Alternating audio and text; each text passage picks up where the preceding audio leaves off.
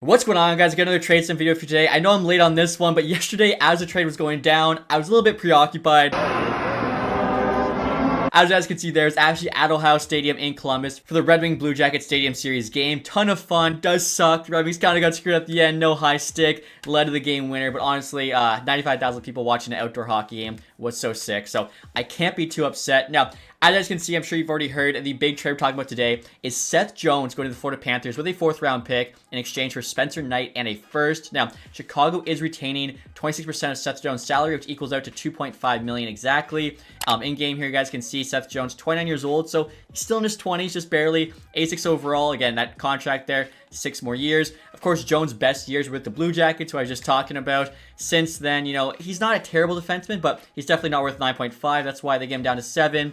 That's probably still a bit expensive. I think, you know, he's a good top 4 defenseman, but he's not really a top pairing guy. Right there, you guys can see his attributes. And of course, too, with him playing for the Blackhawks, his stats have been pretty terrible the last couple of years. If you look, too, normally he would have a no-move clause, but of course, he's willing to waive that to go to the defending Stanley Cup champion Panthers, who made the Stanley Cup final the year before. I'm sure he's hoping they're going to make it back for a 3rd straight season. Like I was saying, guys, with Jones, they actually get a 4th round pick, which is Ottawa's pick in 2026. So I will add that there. Florida's actually interested in both these pieces. Now, salary-wise, right now it's showing it's not going to work, but Spencer Knight's actually making quite a bit of money for a backup, so I think this should go through. And again, that 1st round pick's in 2026. Their 2025 first will probably be going to Montreal. Goaltending wise, Spencer Knight here in game, only an 80 overall, 23, making 4.5 for the next 2 years. And so next year, guys, we're gonna try this trade and see what happens. As always, I have the difficulty set to medium. The fact that the Panthers want both pieces, I think they're gonna say yes. It does look like the value's actually a bit on the Panthers side, but again, like, they're contender, they're getting back a top 4 defenseman, 1st round pick, backup goalie. I feel like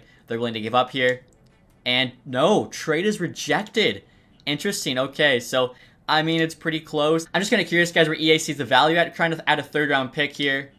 And Florida still says no, swinging the value just a touch. Okay, so they want to add a 3rd and a 7th. I mean, most people in real life feel like Chicago won this trade. Again, it does help Florida. They don't have a ton of defensive depth, but yeah, people thought, you know, the Jones contract, even at 2.5 million retained, Florida should not have been getting up a 1st round pick, plus, you know, a pretty good young goalie. So 3 and the 7. Now they say yes. There we go. And so after that trade, guys, here's an update look at the Blackhawks team. Obviously, forward group still the same. They already lost Taylor Hall. I feel like the first line's not that bad. I know they're not doing great this season. I definitely had, you know, high expectations for them.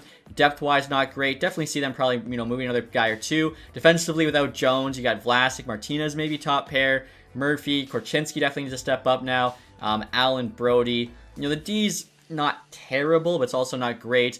Goaltending wise, they kind of have a logjam here. You got Mrazek, you got Brossoit, you've also got Knight now, and Soderblom. So I feel like the Blackhawks definitely aren't done. I feel like they could definitely flip one of these goalies, even just for an insurance option for some team come playoff time. Also, too, they got Athanasiou they could potentially move. So yeah, I think, you know, Blackhawks, this is just the start. And then right here, guys, your first look at Spencer Knight as a member of the Chicago Blackhawks, number 30 Knight. I think it looks pretty good. Should be their future starter. Obviously, he's had a bit of an up and down career, but hoping for the best for him. And so now, guys, we're trying to trade from Florida's perspective. Again, they're going to put 2026 first and Spencer Knight. You can see the Blackhawks do want the 1st round pick, which makes sense. Why would they not? Spencer Knight, though, they're not interested in. Okay, I mean, maybe because, you know, he does have that big salary. And then, of course, we're going to get back here Seth Jones, who's on the block. Works out pretty well for us. So that works out pretty well for us. And then, again, that Ottawa's 4th round pick in 2026, which is also on the block. Wow, okay, so both things are on the block.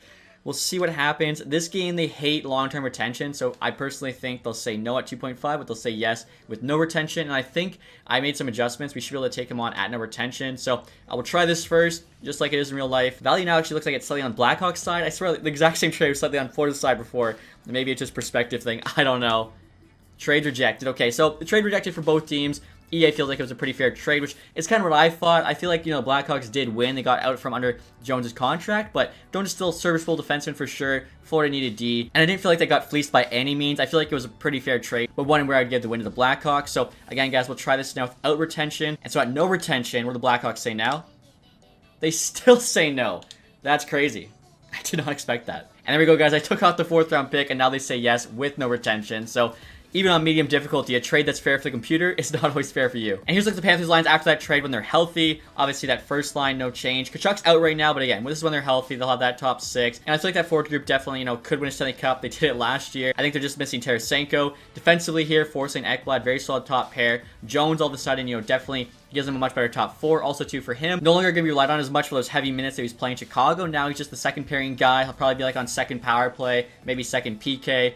Bottom pair there is now Schmidt and Kulikov. I think, bringing Jones in again solidifies the top 4, gives them more depth. And Bobrovsky, of course, is a workhorse goalie. Even without Knight, having Drieger there is not the greatest backup. They'll be fine. Of course, come playoff time, Bobrovsky's playing every game anyways. And finally here, guys, your first look at Seth Jones as a member of the Florida Panthers. Of course, this is his 4th team now. Started out in Nashville, Columbus, Chicago, now Florida. Let's see, Seth Jones there wearing number 4. I don't really think that looks too bad. I mean, obviously, Florida kind of similar colors to Chicago. So, really excited to see, how he does there. How does Spencer Knight do in Chicago? And, of course, as always, guys, let me know in the comment section down below which team you think won the trade. If you guys enjoyed this one, leave that thumbs up. Subscribe if you haven't. Thank you guys so much for watching. Have a nice day. Goodbye.